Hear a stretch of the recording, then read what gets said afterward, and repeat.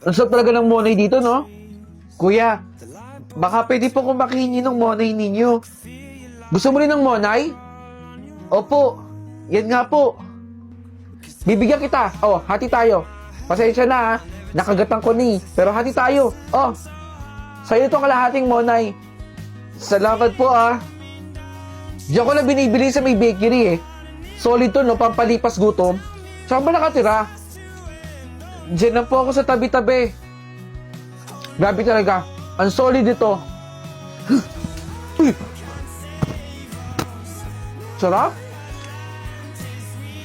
Kuya! Uy! Ikaw ulit bata! Bakit ka tumakbo ng napakabilis kahapon? May kinuha ka sa akin, no? Wala po, kuya. Baka mamaya snatcher ka, ha? Hindi po ako snatcher. Sigurado ka, ha? Ay, teka. Bumili ako ulit ng monay, oh. 2 na to.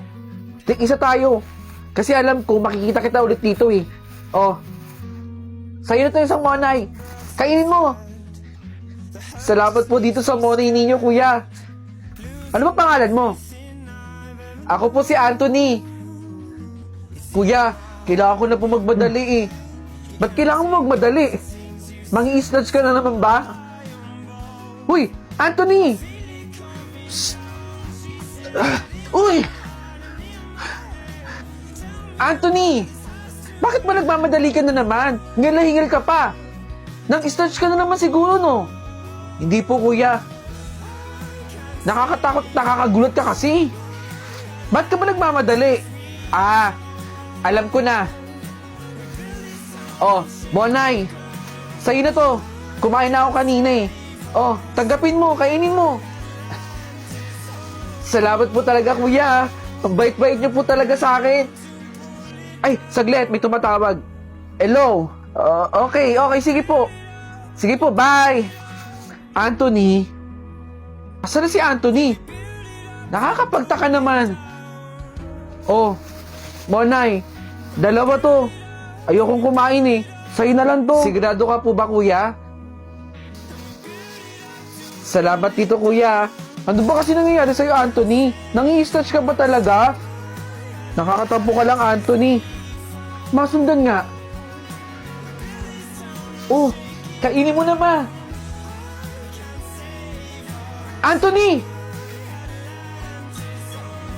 Ibig sabihin, hindi ka masamang tao? Kaya yung money na binibigay ko sa'yo, pinapakain mo sa nanay mong may sakit? Ma, binigyan ako ng isang money ni kuya kanina. Oh, hati na tayo. Pampalipas gutom lang to, may. Salamat, anak. Alam mo, Mare, ang dami ng red flags ng asawa mo.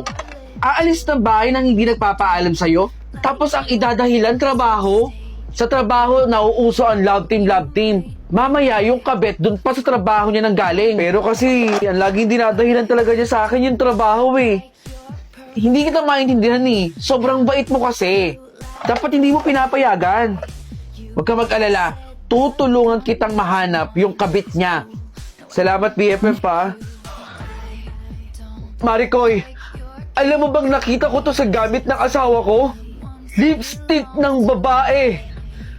Eh di confirm, may babae yung asawa mo. Alam mo yung asawa mo hindi rin nag-iisip eh, no? At talagang nag-iiwan ng ebidensya. Bilang BFF mo, tutulong ako sa'yo. Kailangan makita natin kung sino yung kabit ng asawa mo. Hindi makakatakas ng buhay sa akin yung babae niya. Talaga, lumaban ka, Mare. Tutulungan kita. We're BFF, right? Salamat talaga, BFF. Ang perfect nito, Mari ko, ha? Maraming salamat sa bigay mo sa akin. Mukhang mapapalito na yung suot-suot ko dito sa ulo. Salamat din sa mga tulong mo sa akin, Mari ko, ya. Sobrang na-appreciate ko yun. Wala yun. Ikaw pa ba? BFF tayo, eh.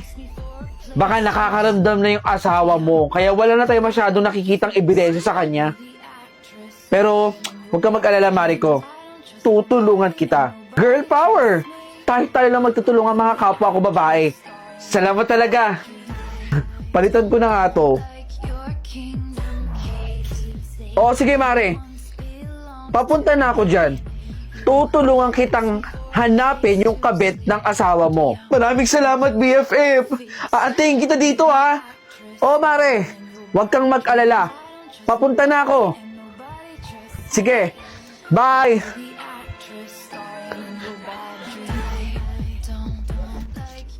Maricoy! Hindi ba't binigay ko sa'yo to, BFF? Bakit naiwan sa gamit ng asawa ko? Ang galing mo! Ikaw pala ang kabit!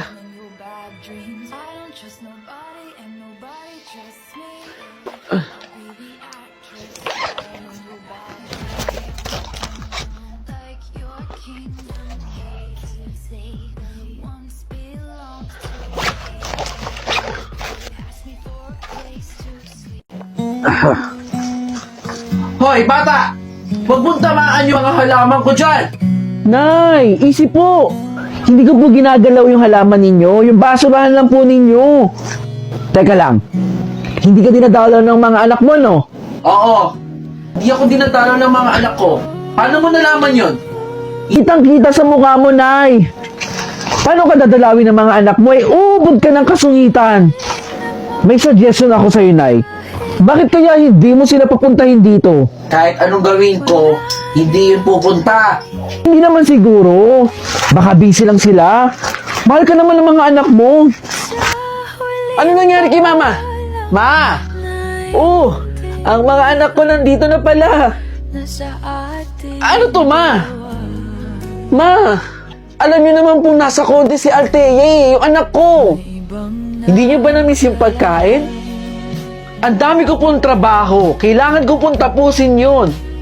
Sinabi po ninyong may emergency, kaya po iniwanan ko yung mag-ina ko doon. Ano po ba kailangan ninyo? Pera? Oh, ito po. Oh, o Nay, mababaon na lang ako niyan, tapos dadali ko sa contest, ha? Alis na po ako. Sabi ko sa iyo, hindi ako mahal ng mga anak ko. Saglit. Hahabulin ko sila. Hoy, anong gagawin mo? Saan ka pupunta? Ma! Ma! Oh, bakit kayo bumalik? Sorry po. Pero bakit hindi niyo po agad sinabi sa amin? Dapat noon pa lang sinabi mo na sa amin yung kalagayan mo. Sana po naagapan natin.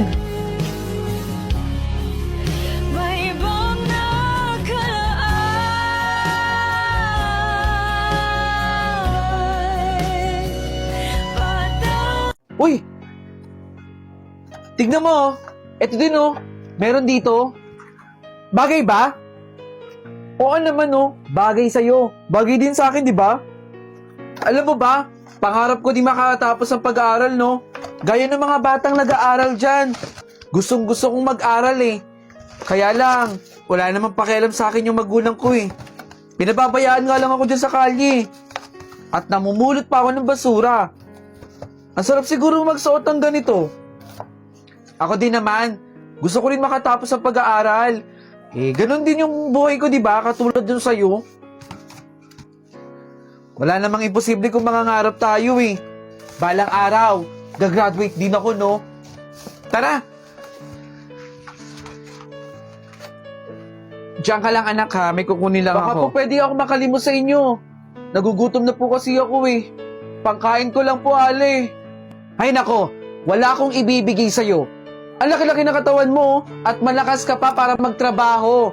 Magtrabaho ka nga. O yan, nak, tignan mo siya.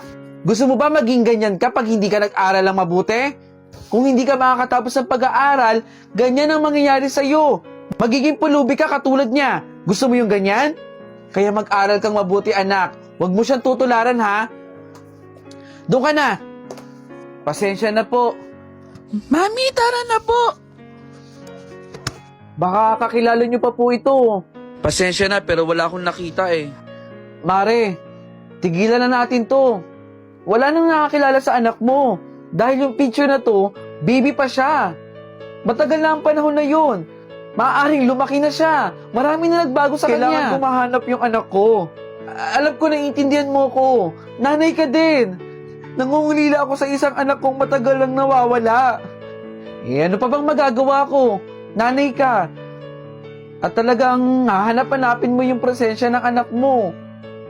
Dito ako. Dito ako. Baka nakita nyo lang po ito.